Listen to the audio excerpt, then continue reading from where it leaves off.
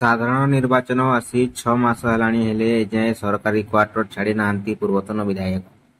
ରାଜ୍ୟର ପ୍ରାୟ 14 ଜଣ ପୂର୍ବତନ ବିଧାୟକ ଏବେ ବି ସରକାରୀ କ୍ୱାର୍ଟରରେ ରହୁଛନ୍ତି, ଯାହାକୁ ନେଇ ଆଜି ବିଧାନସଭାରେ ଉଠିଛି ପ୍ରଶ୍ନ।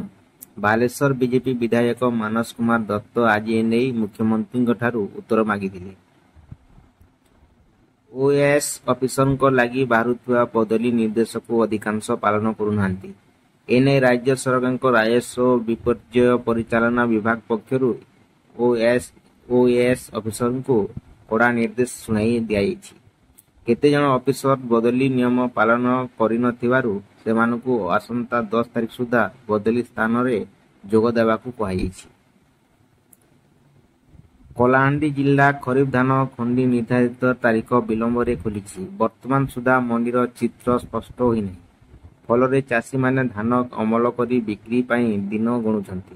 ମଣ୍ଡି ଖୋଲିବା ସତ୍ତ୍ୱେ ଧାନ କ୍ରୟ ନ ହେବାରୁ ଚାଷୀ ଚିନ୍ତାରେ ପଡ଼ିଛନ୍ତି। କୋକସରା ବ୍ଲକରେ ଡିସେମ୍ବର 2ରୁ ଚାଷୀଙ୍କ ଅନଲାଇନ୍ ଟୋକନ ଜେନେରେଟ୍ ହୋଇଛି। ମଣ୍ଡିରେ ଧାନ କ୍ରୟ ବିଳମ୍ବ ହେଲେ ଟୋକନ ଅବଧି ଶେଷକୁ ନେଇ ଚାଷୀ ଚିନ୍ତାରେ ପ୍ରକଟ କରିଛନ୍ତି। ବଦଳିଛି ସରକାର ସରୁନି ଆନ୍ଦୋଳନ, ରାଜ୍ୟର ଶାସନ ଭାର ସମ୍ଭାଳୁଛି ବିଜେପି ସରକାର। ନୂଆ ସରକାର ଲୋକମାନଙ୍କ ନୂଆ ଆଶା ହୋଇଥିବା ବେଳେ ବିଭିନ୍ନ ଅଭିଯୋଗ ପୁଣି ମୁଣ୍ଡ ଟେକିଲାଣି। କିଛି ଦିନରେ ବିରତି ପରେ ପୁଣି ଆରମ୍ଭ ହୋଇଛି ଆନ୍ଦୋଳନ।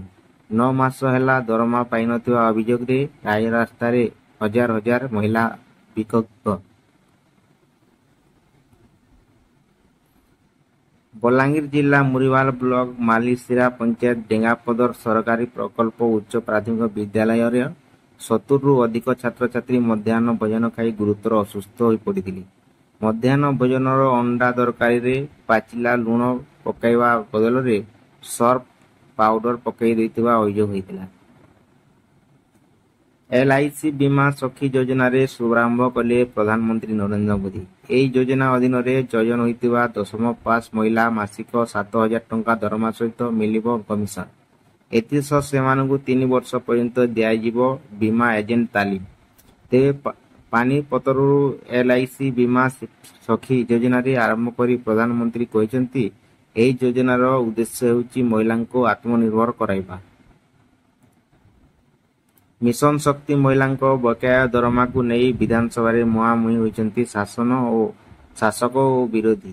ବିରୋଧୀ ବିଜେଡି ସହ ସ୍ୱର ମିଳାଇ କଂଗ୍ରେସ ଆଜି ଗୃହରେ ମିଶନ ଶକ୍ତି ମହିଳାଙ୍କ ବକେୟା ଦରମା ପ୍ରସଙ୍ଗରେ ଆଲୋଚନା ଦାବି କରି ହଟ୍ଟଗୋଳ କରିବାରୁ ପ୍ରଥମାର୍ଦ୍ଧରେ ଗୃହ କାର୍ଯ୍ୟ ବାଧାପ୍ରାପ୍ତ ହୋଇଛି। ମିଶନ ଶକ୍ତି ମହିଳାଙ୍କ ବକେୟା ଦରମାକୁ ନେଇ ବିରୋଧୀ ଦଳ ନେତା ନବୀନ ପଟ୍ଟନାୟକ ମୁହଁ ଖୋଲିବା ସହ ବିଜେପିକୁ କହିଛନ୍ତି। ମୁଖ୍ୟମନ୍ତ୍ରୀ ମୋହନ ମାଝୀଙ୍କୁ ଜେଡ୍+ ସୁରକ୍ଷା। ବିରୋଧୀ ଦଳ ନେତା ନବୀନ ପଟ୍ଟନାୟକଙ୍କୁ ମିଳିଛି Y+ ସୁରକ୍ଷା।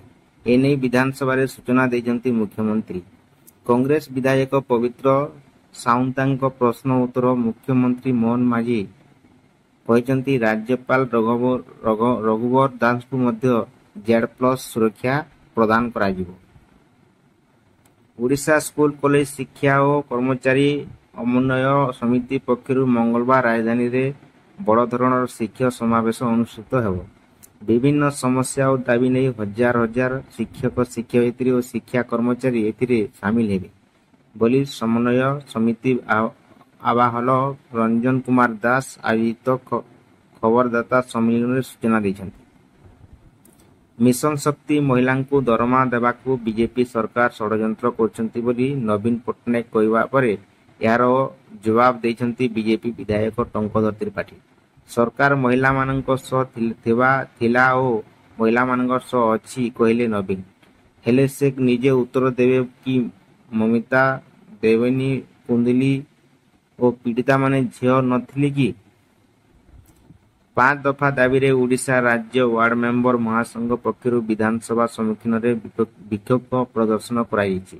ମହାସଂଘ ଦାବିଗୁଡ଼ିକ ହେଲା, ପାରିତୋଷିତ ହିସାବରେ ସେମାନଙ୍କୁ ମାସିକ 6,000 ଟଙ୍କା ପ୍ରଦାନ କରିବା ଓ ମାସିକ 3,000 ଟଙ୍କା ପେନସନ ଦିଆଯିବାର ବ୍ୟବସ୍ଥା କରିବା ସେହିଭଳି କାର୍ଯ୍ୟକାଳ ସରିବା ପୂର୍ବରୁ ଦୁର୍ଘଟଣାଜନିତ ମୃତ୍ୟୁ ପାଇଁ ସେମାନଙ୍କୁ 10 ଲକ୍ଷ ଟଙ୍କା କ୍ଷତିପୂରଣ ଏବଂ ସ୍ୱାଭାବିକ ମୃତ୍ୟୁ ହେଲେ 5 ଲକ୍ଷ ଟଙ୍କା କ୍ଷତିପୂରଣ ସହାୟତା ରାଶି ପ୍ରଦାନ କରିବାକୁ ଦାବି କରାଯାଇଛି।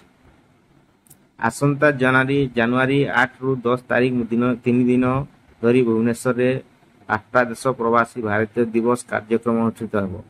ଏଥିପାଇଁ ଭୁବନେଶ୍ୱରରୁ ଆକର୍ଷଣୀୟ ରୂପ ଦେବାକୁ ପ୍ରସ୍ତୁତି ଚାଲିଛି।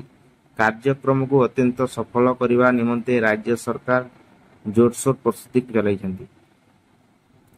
ଶକ୍ତି ଆପର ଉଦ୍ଘାଟନ କଲେ ଉପମୁଖ୍ୟମନ୍ତ୍ରୀ ପ୍ରଭାତୀ ପରିଡ଼ା। ଲିଙ୍ଗଭିତ୍ତିକ ହିଂସାର ପ୍ରତିକାର ଦିଗରେ କାମ କରିବ ଆପ୍ ପ୍ରଥମ କରି ପାଇଲଟ ଭାବେ 5 ଜିଲ୍ଲାରେ ଆରମ୍ଭ ହେଲା ଶକ୍ତି। ଖୋର୍ଦ୍ଧା, ପୁରୀ, ଗଞ୍ଜାମ, କେନ୍ଦୁଝର ଓ ଭଦ୍ରକ ଜିଲ୍ଲାରେ ଆରମ୍ଭ। ଆଗାମୀ ଦିନର ଜମି ଜମା କିଣାବିକା ଓ ସମ୍ପୂର୍ଣ୍ଣ କ୍ୟାସଲେସ୍ ହେବ। ଜମି ଜମା କିଣାବିକାକୁ କ୍ୟାସଲେସ୍ କରିବାକୁ ଯୋଜନା ଚାଲିଛି। ଏନେଇ ରାଜସ୍ୱ ମନ୍ତ୍ରୀ ସୁରେଶ ପୂଜାରୀ ସୂଚନା ଦେଇଛନ୍ତି। ଏହାଦ୍ୱାରା ଲାଞ୍ଚ କାରବାର ରୋକାଯାଇପାରିବ ବୋଲି ସେ କହିଛନ୍ତି। ଭୁବନେଶ୍ୱର ଖଣ୍ଡଗିରି ସବ୍ ରେଜିଷ୍ଟ୍ରାର କାର୍ଯ୍ୟାଳୟର ବରିଷ୍ଠ କିରାଣୀ ଜୁନିୟର କ୍ଲର୍କ ଦେବଯାନୀ କରଙ୍କୁ ମଙ୍ଗଳବାର ଭିଜିଲାନ୍ସ ପକ୍ଷରୁ ଗିରଫ କରାଯାଇଛି। ବ୍ୟୁରୋ ରିପୋର୍ଟ, ସାହାରା ନ୍ୟୁଜ୍।